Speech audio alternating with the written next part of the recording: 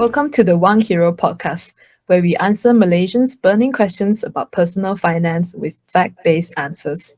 Recently, Microsoft just joined the $3 trillion club. It's the second company after Apple to claim this title. At a share price of over $400 though, is it too expensive to buy Microsoft today? Welcome back to Stock Investing from Zero with me, Louis, and my co-host, John. On this series, we put a beginner's lens on companies to help you decide if you should invest in it. We do this by asking 4 questions. The first one is, what do they do and how do they make money? The second is, are they profitable and financially stable doing it? The third, who is your audience and how big can they grow? And finally, are they cheap or expensive? So John, let's start with the first question. I mean, obviously, we all know Microsoft, but let's do it. What does Microsoft do? Yeah, I think they have evolved quite a bit. And maybe I will start off with a question to you. When was the first time you used a computer? I think 11, oh no, younger than that, maybe like 7 or 8 years old. 7 and 8. Was it a Mac or was it a PC? PC. PC, right? So when you were 7 or 8, I'm trying to guess 1990s, early 90s? Yes. Early 90s, right? So your first interaction with Microsoft was probably an operating system, which is the I would say the heart and the brains of the computer itself, right? But they evolved because I don't know if you remember when you started learning about computers. Have you heard of this software called Lotus Notes 123? No, I maybe I did, but I can't remember. Yeah. Okay, no worries. Why I wanted to share this and ask you that qualifying question is because Microsoft 10 years ago, Microsoft 20 years ago, and Microsoft today is actually quite different, to be honest. It's actually quite different. So when you started browsing the internet, was it still during the modem days on the that kind of thing? Yes. Right. What was the first browser that you used? Internet Explorer. Okay, good. So now set context. When Microsoft first started, it was actually a contractor to IBM. So some technological history context, and then you know why they evolved. What happened was the IBM PC, okay, they wanted to standardize for everyone. And but the problem is they couldn't write an operating system fast enough that they could roll out this PC to the world. And what they found was that they say, hey, this guy in a parent's garage actually wrote this software, which actually he actually didn't really write it. He actually stole it from someone else, by the way. You can read the history, very interesting. Okay. And he sold it to IBM, but he was very shrewd, even at that point of time. He said that I cannot be just the exclusive guy to you. I want to be allowed to sell to everyone. Okay. Smart. That was where Microsoft really started. An operating system. And then I asked you about the browser was because when they got up to speed, built a better operating system. So I started with DOS, then Windows 3.0, Windows Workgroup 3.11, then Windows 95. That's when it really launched Microsoft into, stratosphere. But when they launched Windows 95, you know what they did? They wanted to command the browser market as well because they knew the internet was a big thing, and they killed off the first browser in the world, which was Firefox.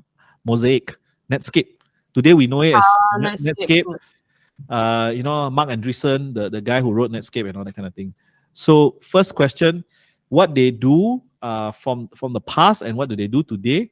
They've evolved from an operating system company to selling services on the cloud. That's their main revenue today. Can you imagine the huge difference? Yeah. OS, Office, today the big chunk of their revenue comes from the cloud, you see. So they've evolved. Okay. So today 41% of their revenue comes from the cloud.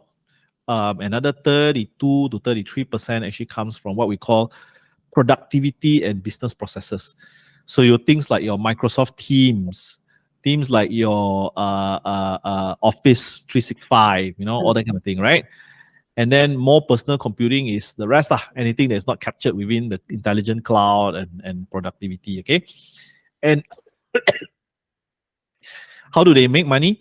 They either sell a recurring revenue through the cloud, or they actually sell you one-off licenses. I like to buy the one-off licenses. I don't know about you. I use both Mac and a PC. I rather just buy Office 2021 outright, and I don't like to pay that subscription. Yeah, I think in Mac you can't. You're also like forced to do that, right? You're forced. Yeah, you're forced to buy the whole thing. Like, yeah. Yeah, I mean Mac, the OS comes part of the part of the PC already. Yeah. But I bought the Office for Mac 2021 outright also. I didn't buy the recurring one. Yeah, so that's how they make money. Okay, are they profitable? Let's see from Ticker whether they're profitable. Obviously, they're profitable. It's just how much. Okay, it's how much, right? So looking at the numbers here. Okay, let's look from 2016. So I'm gonna scroll. Okay. Let me plot this out. Okay, look at it. It's just insane. It's just a one way going up. Okay, that's the revenue. Net income. Okay, imagine in 2016 they were only making about 20 billion. Okay, income. Today they're making almost 3.5 times jump of their net income. Revenues in 2016 was 91. Today is 211. So it's quite. Yeah, it's more than double. I'm shocked because of in today's time, we probably look at Microsoft like a dinosaur, and yet it's really quite fast growing. Precisely. And that's why when you asked me the question about everyone knows Microsoft, but I said the Microsoft 10 years ago, Microsoft 20 years ago is very different from what we know today. Even for me. I mean, I started my, I've always been interested in tech, you know that. 17 years old, I was a technician. While waiting for my SPM result, I was a technician for an IT company, and I had to do troubleshooting for computers, and I just followed that technology curve, and it's just like the Microsoft knew back then, 1996, 97, is very different from the Microsoft that we know today. You see, they've evolved, adapted, grown. It's quite insane, to be honest. And the predecessor, the IBM, instead has gone it's gone backwards. Not more and more enterprise. Correct. And I think one more thing, I think IBM is still surviving today. Is they went back to basic science. Today, they are the leaders in what we call quantum computing, which is the next phase. They go back to basic, applied science. They hire more physicists. They hire more material scientists to go to the granular level of science, rather than develop application technology. Because Microsoft and all, they are application technology. Behind all this computing and all that kind of thing, you need to get the basic science right. You need to get a right processor, right, all that.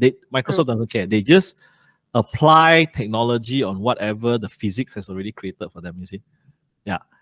Okay, operating cash flow, let's see.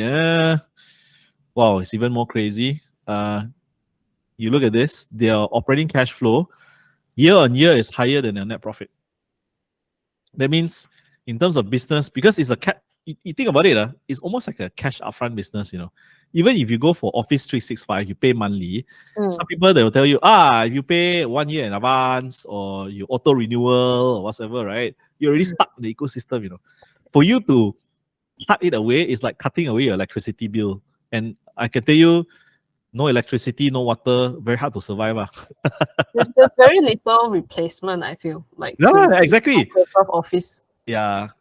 You can get the cheap open office for free and all that kind of thing. But because you're so used to the office environment, it's very, even I use Mac, right? You ask me to use the Mac equivalent productivity tools.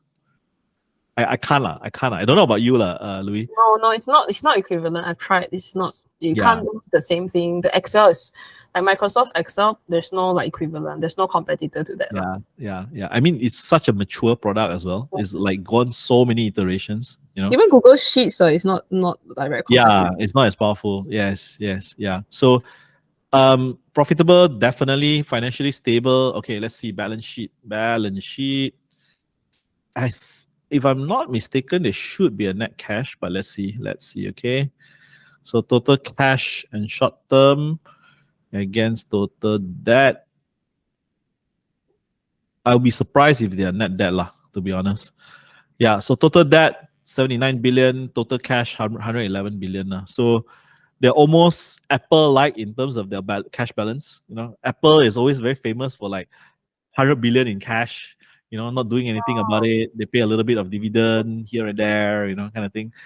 And Apple has to pay dividend. You know why? Because Warren Buffett needs the dividend.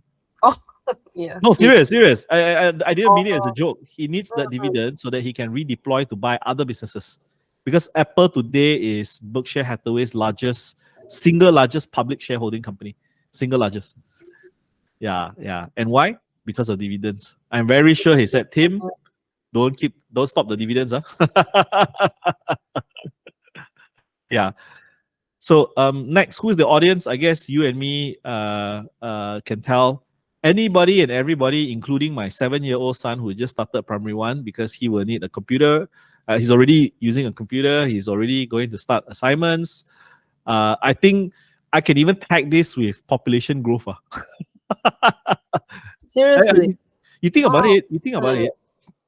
Any child today that goes to school, can they avoid not using a computer? Even those countries in Africa, I don't know if you've seen this video, very, very interesting video. They couldn't afford computers. You know how the teacher taught computing class or not? He actually drew the whole Microsoft Office with the icons on the blackboard.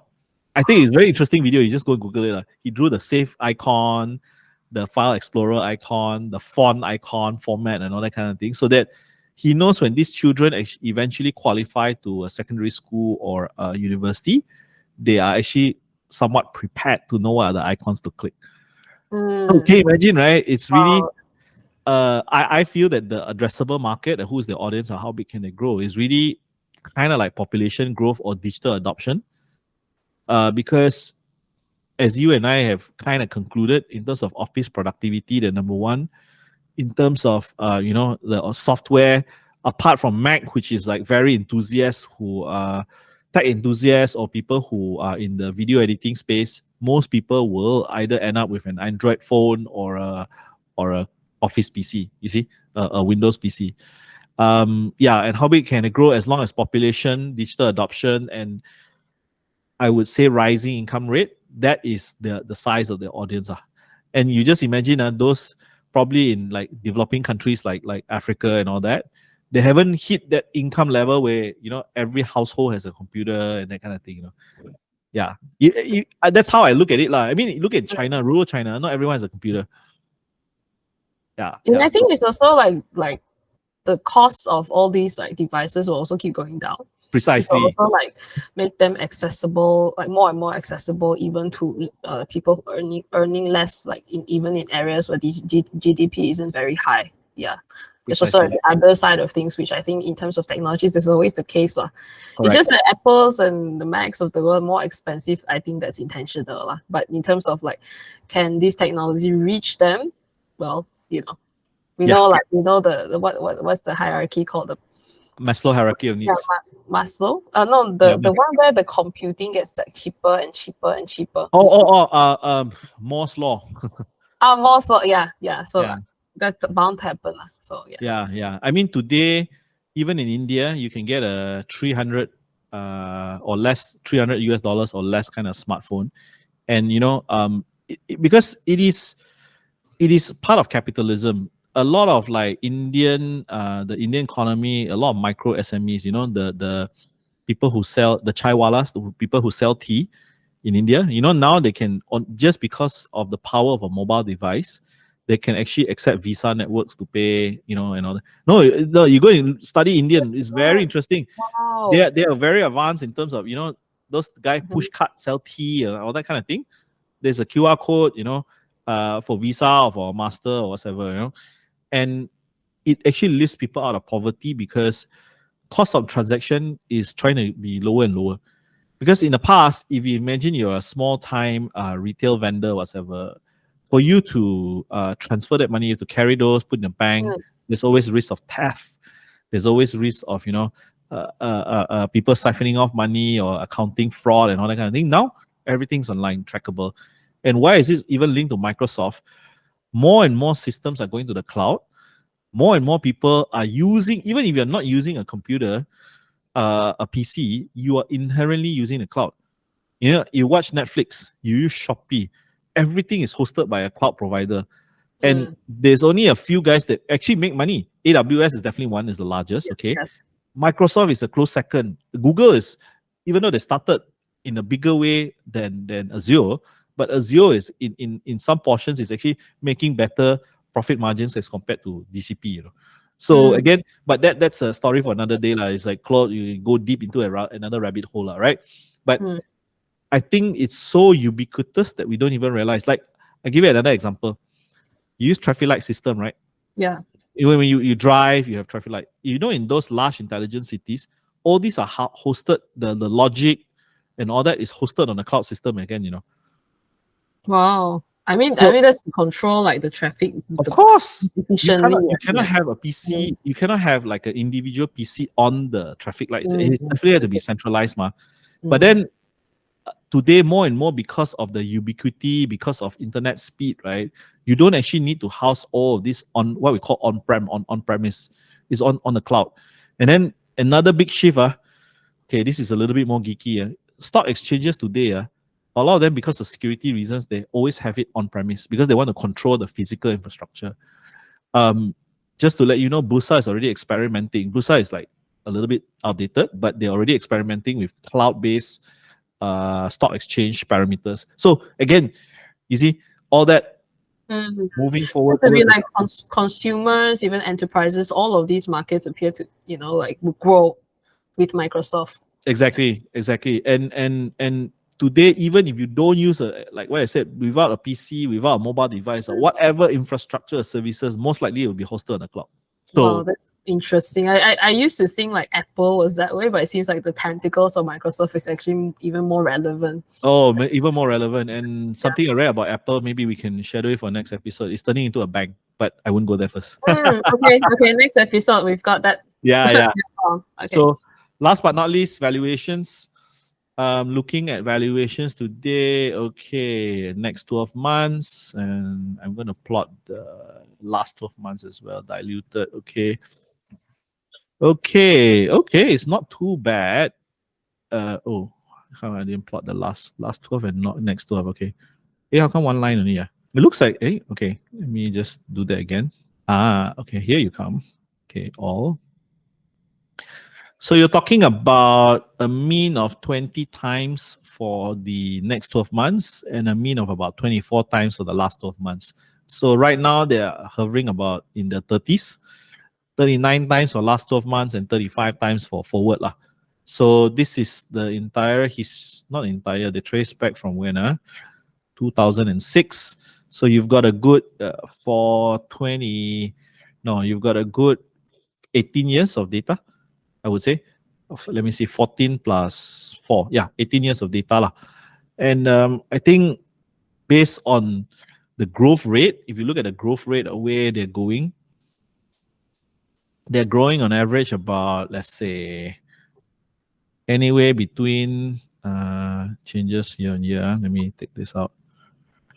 Anywhere between 5 to about 6% a year, I would say. So again, how do you evaluate your PE, whether cheap or expensive? Look at the growth rate. Actually, Peter Lynch used to come out with this thing called a PEG ratio. I won't cover it today, won't do justice. But if you're interested, go out, read out about the PEG ratio, then you determine whether it's a slightly more accurate kind of indicator for valuation. But historically, there you go. I think they're a little bit more on the modestly or slightly overvalued side kind of thing. But again, if you believe they can grow faster than these rates, then maybe you are willing to pay up. Okay. Yeah, so I think when we look at like, they're really big like market cap, right? Like now we're looking at $3 trillion valuation company. What as a retail investor, should that actually like, make us more interested to invest? Is that figure important? No. I actually it's the reverse, and I'll tell you why. Interesting. Okay. The bigger they are, then your first question that should come to mind, especially for me, is their growth stagnating or can they still grow at this size? So that's why, remember the question number 3, which I keep on asking. For me, if you ask me between 1, 2, 3, and 4, the 4 questions, right? For me, question 3 is the most important, but it's also the hardest to answer. because it can be one day it could be a $5 trillion company, but at 5 trillion, their products and services are so ubiquitous that it's still growing because of, either income increasement or people use more compute device or whatever. Then I'm not worried whether they're cheap or expensive because they can still grow at that kind of size. But most investors, they see, wow, big market cap company, they rush in. And then they find out that they become like something like a Nestle. People want to grow more healthier rather than in the past, people are willing to take more sweet drinks, processed food, all that kind of thing. So you got to figure out question 3 before trying to invest rather than look at the market cap and then just jump at the opportunity to buy. Am I making sense to you, Louis? Yeah. So it seems like it's not the only or the main consideration, but I think when you look at the headlines, you can say, wow, exciting. Why is it growing that fast? All of a sudden, exactly. Crown, right? Yes, it's yes, like exactly. Next Apple is the second one. Everyone's get a bit excited over it.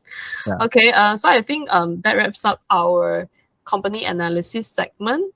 So hopefully our audience, you have some tips on how to analyze Microsoft. All right, so now let's move on to the last segment, which is the book recommendation. So what's the book you recommend today, John? Can be for beginners or like intermediates. Since we're talking about Microsoft, I wanted the audience to understand a little bit more color about what Bill Gates as a person and as a businessman. The title of the book, I love the title. It's called Hard Drive.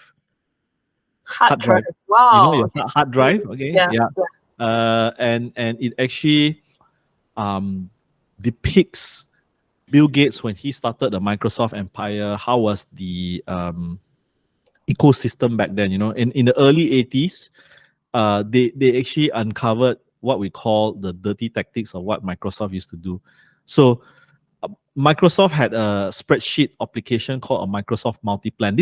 This is the precursor to Excel, but it could not work properly, or it lost out to the competition, which was Lotus Notes 1, 2, 3.